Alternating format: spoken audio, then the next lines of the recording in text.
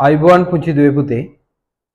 ඉතින් අද ශිෂ්‍යත්ව චක්‍රේ මම ඔයාලත් එක්ක එකතු වෙන්නේ පුංචි සරල ගණිත ගැටලුවක් කොහොමද ලේසියෙන් පහසුවෙන් සහ වේගයෙන් හදන්නේ කියලා දෙන්න. පුංචි දුවේ පුතේ ඔයාලට පේනවා මේ බෝඩ් එකේ මම ඇඳලා තියෙන රූප සටහන. ඔයාලට දීලා තියෙන ප්‍රශ්නය තමයි පහත රූප සටහනේ ඇති මුළු ත්‍රිකෝණ ගණන කීයද? පුංචි දුවේ පුතේ මෙහෙම අපිට රූප සටහනක් දීලා මේකේ ත්‍රිකෝණ කීයක් තියෙනවද කියලා හොයන්න දුන්නොත් අපි එකටම කරන්නේ මොකක්ද? අපිට බැලූ බැල්මට මේකේ ත්‍රිකෝණ කීයක් පේනවද?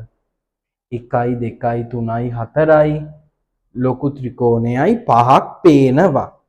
හැබැයි මේ රූප සටහන ඇතුලේ සැඟවිච්ච ත්‍රිකෝණක් තියෙනවා. මේ බලන්න. ඒක ත්‍රිකෝණයක් නේද? හැබැයි අපි අතනදී ඒක ගණන් ගත්තද? නැහැ. ඒ වගේ මේ ත්‍රිකෝණය ඇතුලේ තියෙන මුළු ත්‍රිකෝණ ගණන එහෙම නැත්නම් මේ රූප සටහන ඇතුලේ තියෙන මුළු ත්‍රිකෝණ ගණන හොයන්න කියලා ඔයාට ගාණක් ආවොත් මගේ පුංචි දුවේ පුතේ මම දැන් කියලා දෙන්නම් ලේසි පහසු වේගවත්ම ක්‍රමය.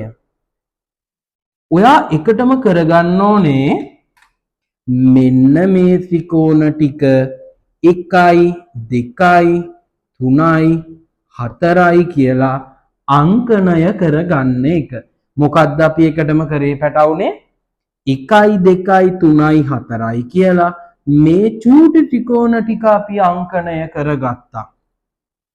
මේක මීට වඩා තව මේම බෙදලා තිබුණොත් මොකද කරන්නේ?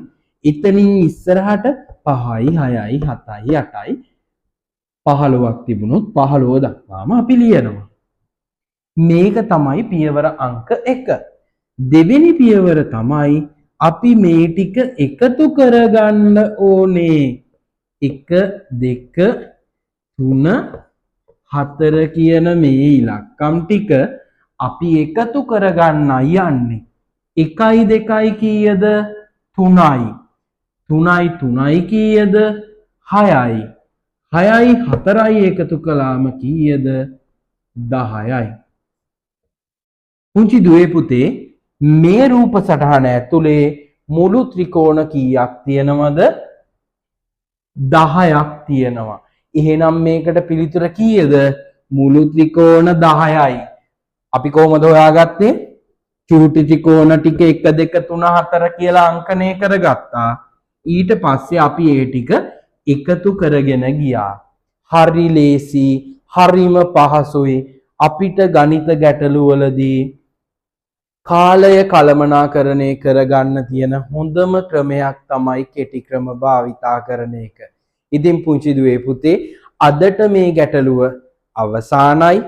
නැවත වීඩියෝ එකකින් ආයෙම ගණිත ගැටලුවක් ලේසියෙන් පහසුවෙන් වේගයෙන් හදන විදියත් අරගෙන මම එනවා. මම ඔයාලගේ ආදරණීය ශිෂ්‍යත්ව චක්‍රයේ ගුරුතුමා රුක්චාන් චාක්‍ය භාෂණ සර්. අයුබෝවන්.